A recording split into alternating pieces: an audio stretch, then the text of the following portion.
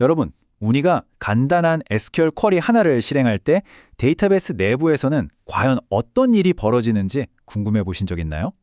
오늘 바로 그 비밀스러운 여정을 한번 따라가 보겠습니다.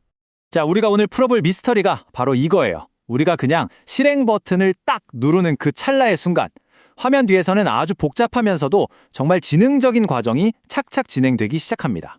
오늘 이 여정의 주인공을 소개할게요. 바로 이 간단한 SQL 쿼리입니다. 이 친구가 데이터베이스의 심장부로 들어가서 어떤 모험을 겪게 되는지 지금부터 함께 따라가 보시죠. 이 쿼리의 여정은요, 크게 4단계로 볼 수 있어요.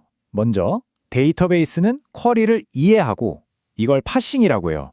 그 다음엔 더 명확한 형태로 다듬고 이걸 변환이라고 하고요.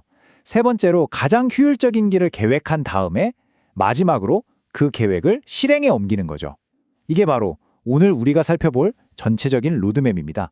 좋습니다. 그럼 바로 첫 번째 단계부터 시작해 볼까요? 데이터베이스가 사용자의 요청, 그러니까 우리가 작성한 저 쿼리 텍스트를 이해하는 과정이에요. 데이터베이스한테 쿼리는요, 처음엔 그냥 의미 없는 텍스트 쪼가리에 불과해요.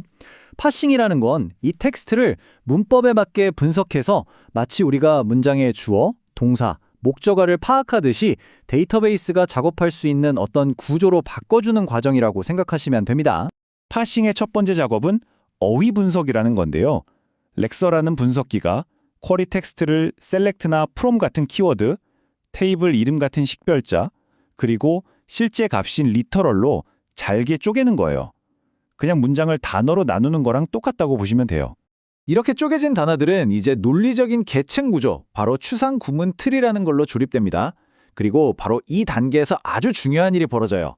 의미 분석기가 시스템 카탈로그를 뒤져서 이 테이블 이름 진짜 있는 거 맞아? 그리고 이 사용자가 이 테이블 볼 권한이 있나? 이걸 꼼꼼하게 검사합니다. 허락 없이는 진짜 한 발짝도 더 나아갈 수 없는 거죠. 자, 이제 데이터베이스가 쿼리를 이해했습니다. 그럼 다음 단계는 뭘까요? 이 쿼리를 실행하기 좋게 살짝 다듬는 일종의 메이크업 과정이 시작됩니다. 이 단계에서 가장 대표적인 예가 바로 뷰 처리예요. 우리가 보기엔 그냥 PG 테이블즈라는 간단한 뷰를 조회했지만 데이터베이스는 뒤에서 이걸 정의하는 원래의 복잡한 쿼리로 짠! 하고 바꿔치기 하는 겁니다. 쿼리를 훨씬 더 구체적이고 명시적인 형태로 만드는 거죠. 자, 여기서 진짜 중요한 포인트가 있어요.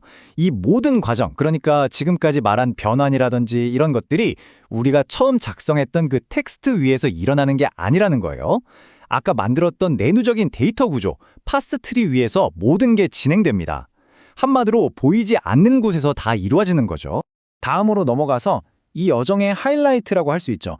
가장 중요하고 가장 복잡한 단계, 바로 쿼리 플래너, 다른 말로는 옵티마이저를 만나볼 시간입니다. 우리가 쓰는 SQL은 그냥 나 이거 원해 라고 선언하는 것과 같아요. 뭘 원하는지만 말하죠. 하지만 데이터베이스는 실제로 데이터를 가져오기 위한 단계별 지침, 즉 어떻게 가져올 것인지에 대한 구체적인 계획이 필요하거든요. 플래너의 역할이 바로 이 무엇을 어떻게로 번역해 주는 겁니다. 이 플래너는요, 말 그대로 수백 가지 시나리오를 머릿속으로 그려보는 거예요. 테이블을 먼저 읽을까? 아니면 인덱스를 탈까? 조인 순서는 어떻게 하지? 이런 무수한 가능성을 탐색한 다음에 각각의 시나리오에 대해 예상되는 비용 점수를 매깁니다. 그리고 그 점수가 가장 낮은, 즉 가장 효율적인 계획을 딱 선택하는 거죠. 바로 이 그림처럼 말이죠. 보세요. 계획 A, B, C가 있는데 비용을 보니까 B가 21.04로 압도적으로 저렴하죠. 그런 플래너는 망설임 없이 계획 B를 선택합니다. 이 작은 선택 하나가 쿼리 실행 시간을 몇십 배, 몇백 배까지 차이나게 만들 수 있기 때문에 정말 중요한 과정이에요. 근데 이 비용이라는 게 사실 두 종류가 있어요.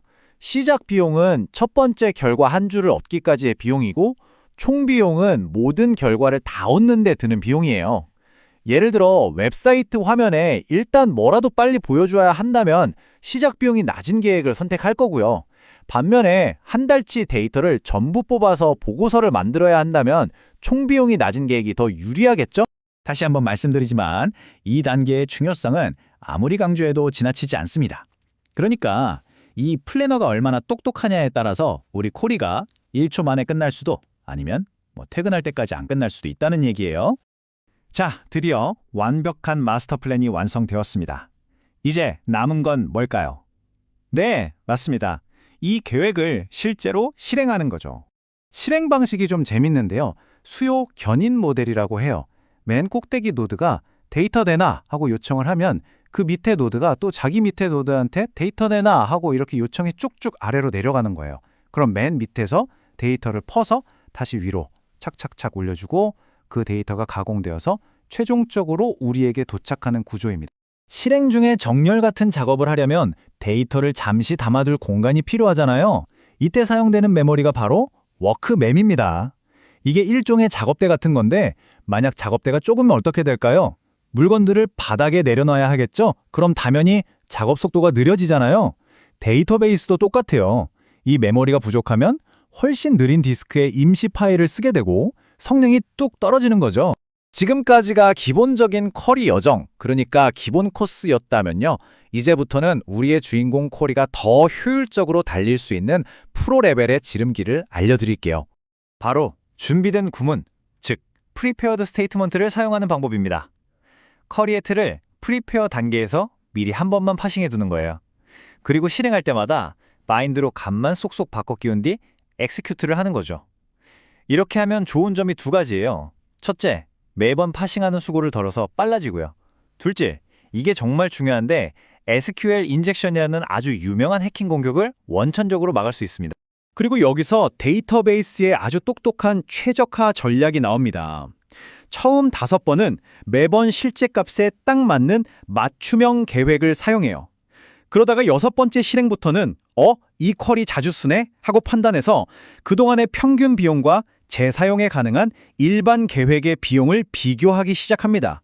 만약 일반 계획이 더 효율적이라고 판단되면 그 이후로는 계속 그걸 재사용하면서 시간을 절약하는 거죠. 바로 이게 그 차이를 보여주는 건데요. 맞춤형 계획에는 319라는 실제 값이 딱 박혀 있죠. 반면에 일반 계획에는 $1이라는 플레이스 홀더가 사용됩니다. 저기에 어떤 값이든 쏙쏙 집어넣을 수 있게 만든 거예요. 이 덕분에 한번 만든 계획을 계속해서 재활용할 수 있는 겁니다. 결국 우리가 그냥 무심코 날리는 간단한 SQL문 하나가 데이터베이스 안에서는 이렇게나 복잡하고 치열하고 또 지능적인 여정의 시작이었던 겁니다. 어떠세요? 이 사실을 알고 나니 다음에 여러분이 작성할 쿼리가 조금은 다르게 보이지 않으신가요?